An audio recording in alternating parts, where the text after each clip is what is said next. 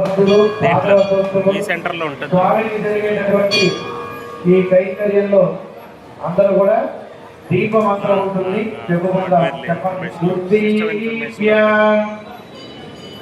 స్వజాతవేదో వక్రం నివృత్తిం మమ దీపారాధనం కృత్వా లక్ష్మీ వెంకటరమణ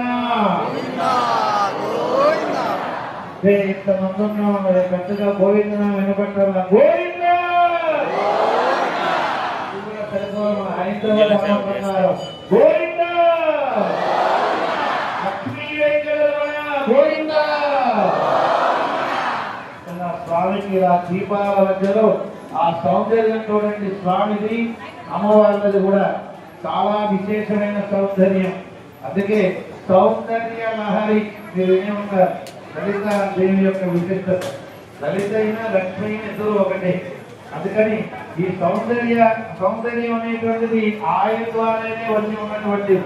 అలా ఇక్కడ కూడా ఈ వెంకటేశ్వర స్వామి సౌందర్యం మామూలు సౌందర్యమా? చూడండి, దేవాలయంలో